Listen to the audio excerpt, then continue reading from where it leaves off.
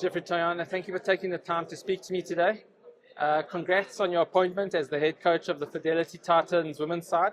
So, having built a renowned coaching career primarily in the men's professional space, with the Lions, Easterns, Titans men's side, what kind of, unique opportunities or tactical shifts are you most excited to explore as you step into women's domestic cricket? Yeah, for me, I don't see, any difference really, because I believe that coaching is about, connecting and making relationships as well. Yeah, I'm very excited with the opportunity, to coach Fidelity, Titans. It is home as well, and like the talent, like in the squad as well, is really, really great, and like looking forward to the challenge, like that lie ahead, and like the ladies, are quite keen, and I'm also keen. Just to try get closer, to Western Province and like in the likes of Lions. So yes, like exciting times ahead.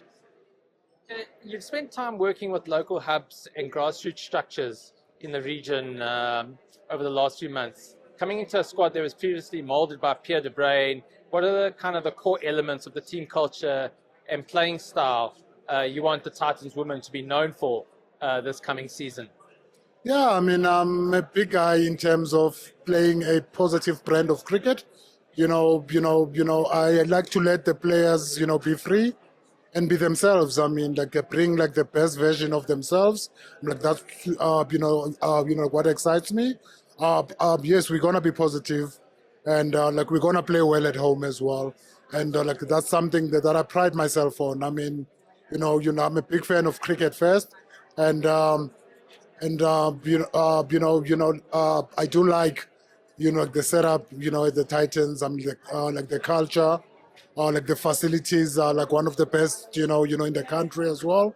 And yes, like I'm quite excited, to see, like what lies ahead. Cool. And as someone who's worked extensively across the different tiers of South African domestic cricket, how do you assess the health of domestic pipeline right now, and what kind of key areas do provincial unions need to focus on to kind of bridge the gap between domestic dominance and international readiness? Yeah, I think for me, like the stages that we are at are part of development stages. Yes, now like there is relegation and promotion as well, which put pressure, on the coaches as well. So for me, I think it's something that the biggest thing that we need to do as coaches as well is to prepare players for like that international stage. Like the talent is immense in South African cricket, and the standard of women cricket as well has grown over the last few years, and like growing at a like big rate. And it's up to us as well to make sure that we bridge, like that gap, like between domestic cricket and international cricket as well. Okay, and there's always that debate in South Africa around balancing our traditional pace bowling strengths and developing world-class spin and all-round options. From a coaching perspective, are we seeing enough of a variety and depth coming through the system to keep South Africa competitive across all three formats? Yeah, for me as well. Like having worked at the hubs, like those age groups of 16 to 18, 19, like that's something that I've picked up, just across the country, that, like we've got the talent, but the biggest thing for us, like there's talent, like that's loud, and there's talent, like that's quiet. Like we need to be patient, as a country as well, but like there's players coming up, like there's plenty of young cricketers that are coming through in the men's space and in the women's space as well. So it's very important that we coach as coaches and make sure that we, like give hope, like to the people like that are out there, and give opportunities as well, like to the players like that deserve it as well. And just make sure that we are going like with that thing that we've chatted about in the past of strength for strength. We've got to get our cricket strong and make sure that we are producing players, like for the Protea teams. Okay, and last one, women's cricket globally is expanding rapidly with more multi-format series and test matches being introduced. From a coaching standpoint, how would you like to see South Africa develop its players to handle the mental and physical demands of longer format cricket alongside T20 and ODI cricket? Yeah, the thing for me, I mean, yes, as you've said, I mean, like the cricket in the women's space, space is growing rapidly, and it's something that we have to catch up to as well.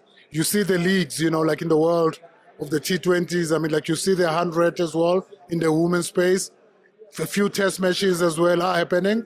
I think very important for us to coach the players about the mentality and the rigors as well of cricket. I mean, like try get our coaching as well into that high performance space, and keep challenging the players, and keep educating them as well in terms of the different formats. I mean, all three formats are different. I mean, the T20s, the 50 over, and the test, match series as well. It's all three different formats, and it's important that we get the players to understand, how to approach, those different formats. Because what I've picked up now, like in the past, I mean, since we see T20 cricket a lot on TV, players have forgotten to play like that, forward defensive shot, or like to leave a ball. I mean, we still have to coach those things and make sure that we don't shy away from the basics of the game. And but the biggest thing I think for us is just to keep producing players for the country. Just make sure like the young cricketers are getting opportunities, and we keep challenging and we keep pushing them as well. Thank you very much for your time today, Jeff, and best of luck for the coming season. Thank you very much.